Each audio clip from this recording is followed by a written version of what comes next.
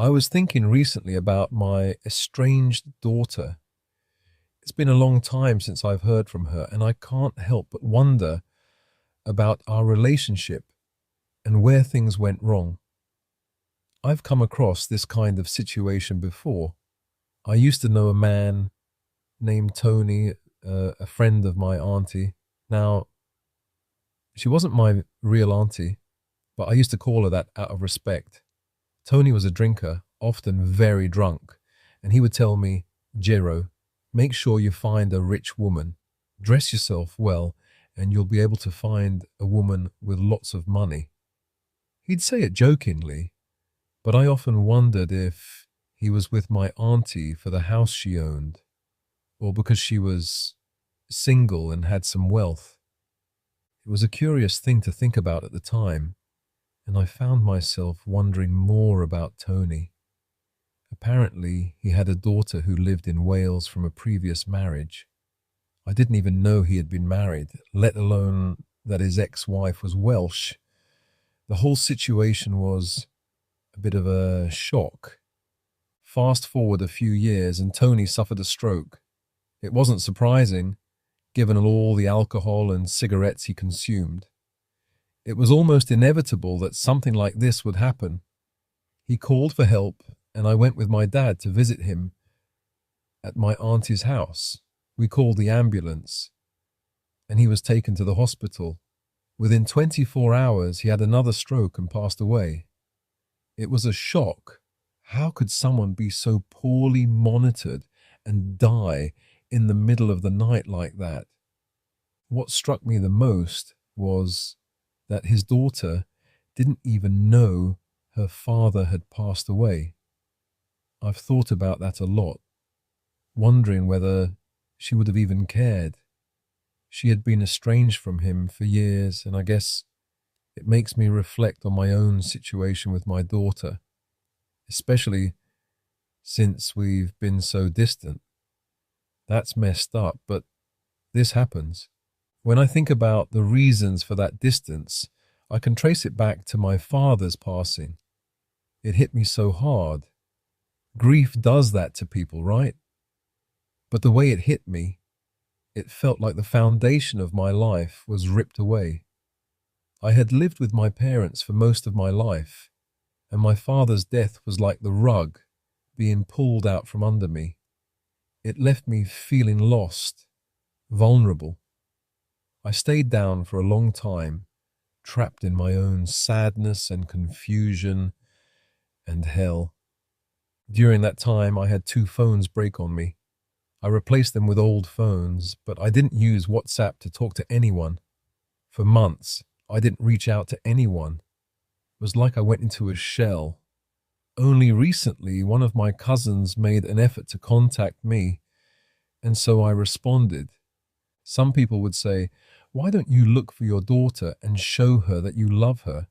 The truth is, I do love her, but I've always felt like I'm the one who has to make the effort. It's been the same with my mother.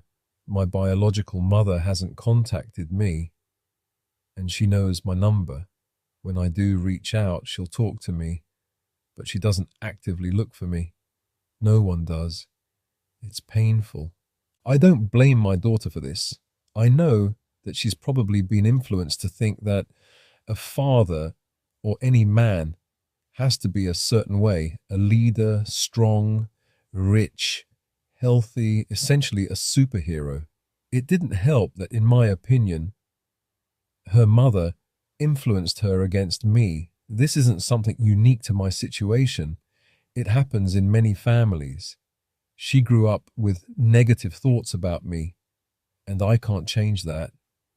But did I ever hurt her mother? Did I ever abuse her in any way? No. I just had mental health problems, problems I couldn't understand at the time, and that I still struggle with to this day. In some ways, I still feel like a child myself, unmature, not fully capable of handling everything life throws at me. And I think that's something my daughter doesn't understand. Now she's found someone who represents all the things I wasn't: strong, stable, a leader. Her mother did a good job at influencing her view of what a man should be. And now she's marrying someone so different from me, a Sikh man with a beard and turban. At first I thought it was odd, but I realized I was thinking too much about what I had hoped for rather than what she wanted. She has made choices that are so far removed from what I envisioned for her.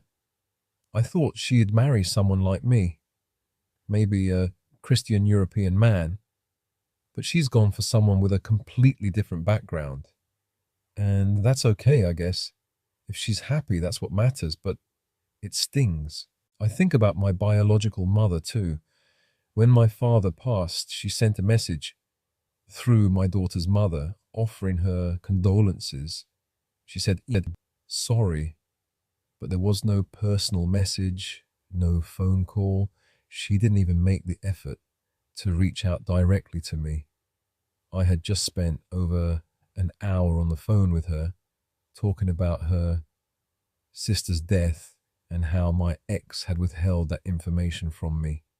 She thought I wasn't on speaking terms with my biological mother, but the truth was I hadn't spoken to her in years because she never reached out to me. So now I'm left wondering. Many people say I should just reach out to my daughter, to my biological mother, to anyone in my family. Maybe I should. But every time I try, I feel like I'm the one playing the part of the loser, always trying to be the one to bridge the gap for love's sake. I can never be good enough for these people. And that rejection, it cuts deep. It drives a stake of pain into my soul every time. I remember something my mother told me years ago. She said, "Let yourself be wanted." In my own simple language, I think she meant, don't chase people who don't want to see you. But it's hard. The feeling of wanting to reach out, of needing that connection, is overwhelming. I can't help but wonder if I'm chasing people who don't want to be in my life. Maybe they don't need me the way I need them. And yet, despite all this, despite the distance, I still love my daughter. I still love my biological mother. I want to reach out and fix things, but the effort feels one-sided. Maybe one day things will change, but for now, I'll have to accept that sometimes love isn't enough to bridge the distance between us.